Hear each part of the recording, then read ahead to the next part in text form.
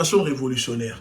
Un forum pour aider l'Afrique à fabriquer ses propres vaccins a été tenu à Paris. Nous avons appris que la France avait accueilli jeudi 20 juin 2024 un forum mondial pour l'innovation et la souveraineté vaccinale afin d'aider l'Afrique à fabriquer ses propres vaccins et à mieux protéger ses populations. Bien sûr.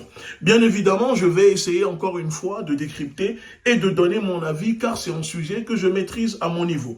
Avec mon organisation, la Ligue de défense noire africaine, nous dénonçons ce terrorisme scientifique sanitaire, le manque de transparence sur la politique vaccinale que les firmes pharmaceutiques européennes et américaines, Gavi et la fondation Bill Gates imposent aux États africains. Dans la presse française, à propos de ce forum, on pouvait lire ceci. C'est un autre symbole de la réorientation de la politique africaine de la France qui veut réduire sa présence militaire sur le continent.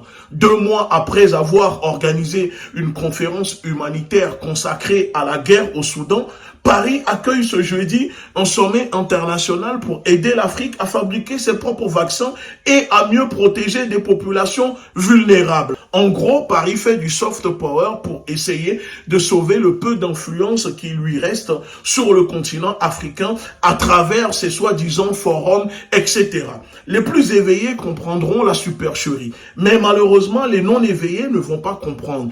C'est pour cette raison que je décide de faire cette vidéo pour éclairer très rapidement ceux qui ne comprennent pas l'enjeu et les motifs masqués non déclarés de Paris avec l'organisation de ce forum sur l'innovation et la souveraineté sanitaire vaccinale en Afrique. Oui, on organise un forum pour permettre à des pays africains de fabriquer leurs propres médicaments, leurs propres vaccins, non pas dans une ville africaine ni dans un pays africain, mais en Europe, dans une ville française, c'est-à-dire à Paris. La première question que je pose et où je vais poser à tout le monde, je vous invite aussi à répondre dans les commentaires, à me donner vos avis. Si la France, les États-Unis, l'Europe et leurs firmes pharmaceutiques, ainsi que Gavi et la fondation Bill Gates en complicité avec le terroriste directeur de l'OMS étaient réellement là pour soigner les Africains avec leurs médicaments et vaccins. Cela se saurait depuis longtemps, n'est-ce pas? Pour moi, vous ne trouvez pas, soyons sérieux, ridicule d'aller à Paris parler avec ceux qui empoisonnent la santé des populations africaines et mondiales en parlant d'innovation vaccinale souveraine, que cela n'a aucun sens. Si ce n'est, une fois de plus, duper les Africains tout en continuant d'enrichir leurs firmes pharmaceutiques et de mettre en place leur plan de dépeuplement du continent africain. Ma deuxième question, n'est-ce pas sous ce même Macron que la France envoyait des vaccins périmés aux pays africains pendant la crise sanitaire? On a distribué des vaccins. Les Africains, eux, pardonnez-moi le terme, mais en tout cas, on leur a envoyé des vaccins qui étaient soit périmés, soit inefficaces, dont les Européens n'en voulaient pas. En juin 2021, la France avait pris l'initiative d'envoyer des stocks de ces vaccins périmés AstraZeneca interdits depuis mars 2021 en Europe en raison d'effets secondaires graves au gouvernement africain, avec chantage et intimidation, de restreindre, écoutez bien, le droit des Africains de voyager en Europe si les dirigeants africains ne vaccinaient pas leur population avec ces vaccins ou avec les vaccins fabriqués par les firmes pharmaceutiques européennes et américaines. Et cela alors que, écoutez, dans le même temps, la Russie avait développé un vaccin plus efficace, moins dangereux et moins cher, proposant même aux pays africains un transfert de technologie. Mais l'Union africaine, sous pression de l'Union européenne et des États-Unis, a finalement refusé cette proposition à l'époque. Alors, pourquoi?